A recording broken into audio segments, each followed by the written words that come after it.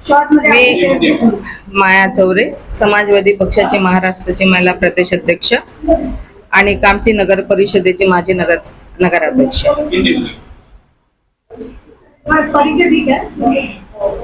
नागपुर में जो दंगल हुई, ये दंगल का सबसे पहले समाजवादी पार्टी निषेध करती है और इस दंगल में किसने क्या खोया, किसने क्या पाया, ये एक अहम सवाल है। ये दंगल को कराया गया ऐसा मेरा आरोप है। जब शिव जयंती की गई, उसकी परमिशन नहीं ली, लेकिन शिव जयंती करने के बाद में नारे निदर्शन हुए और उसके बाद में औरंगजेब की कब्र, प्रतीकात्मक कब्र बना के उस कब्र को हरी चादर से लपेटने के बाद में उसको जला दिया गया। उस चादर पर कुरान की आयतें लिखी थी। उसके बाद में आंदोलन खत्म हुआ और आंदोलन खत्म होने के तुरंत बाद उसी समुदाय ने इसके वीडियो बना के ये पूरे जनमाध्यम को पहुंचाया गया। ये बात हवा की तरह फैल गई। उसके बाद फहीम, एक लड़का है फहीम खान करके, वो लड़के ने कुछ लड़कों को लेके पुलिस स्टेशन गया, गणेश पुलिस स्टेशन में, और उन्होंने कहा कि भाई ये उसके ऊपर जो कार्रवाई होना चाहिए, उनके ऊपर गुने दाखिल करो। उसके बाद में वो गुने दाखिल हुए, लेकिन पुलिस प्रशासन ने उनको अरेस्ट नहीं किया या थोड़ी देर तक रखे नहीं, तुरंत उनको मोहल्ले में दंगा करने के लिए भेजा गया। और ये दंगा करने के लिए भेजने के बाद में वहां से ही फिर रात में जैसा जैसा लोगों को मालूम हुआ, उस तरह से ये दंगा फैलता गया। और फैलने का कारण और भी है, ये एकाएक दंगल हुई नहीं।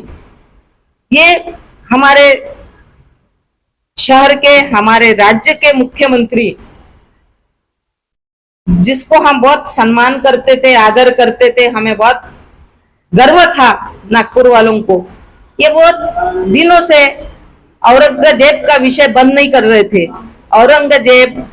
जेबों की औलादे, औरंगजेब की कब्र, औरंगजेब के कब्र पे कुत्ता भी पेशाब नहीं करेंगे और हम अब पूरे देश में भगवा फहराएंगे, इस तरह से चिथावने वाले शब्द का प्रयोग करके यानी उकसाने वाले बातें, हमेशा गए 2-3 महीने से उकसाने वाली बातें ये हो रही थी।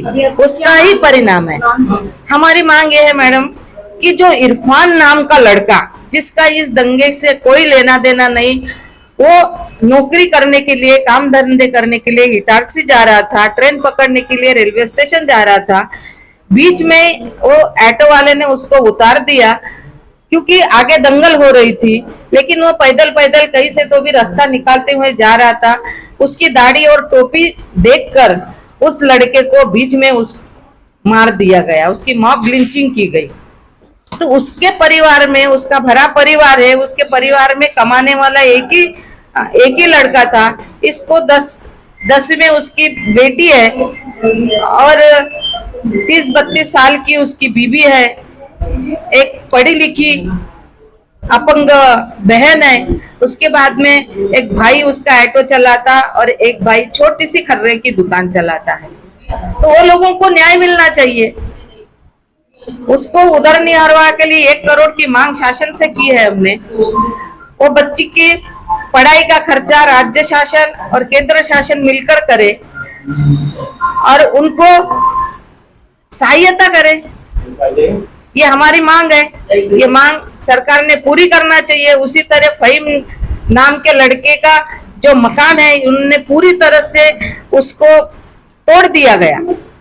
अब जाएंगे तो समझ में आएगा कि किस तरह से तोड़ा गया। अरे उसका घर तो तोड़ा ही तोड़ा, बाजू वाले का आधा घर तोड़ दिया, जिसका कोई लेना देना नहीं। तो उसको भी 50 लाख रुपए मुआवजा मिलना चाहिए, ये हमारी मांग है। और जो दोषी है, इसमें पुलिस भी दोषी है, इसमें जो दंगाई भी है, वो भी दोषी है, उनके ऊपर कार्रवाई करना चाहिए, उनके ऊपर देशद्रोह का गुना दाखिल करना चाहिए।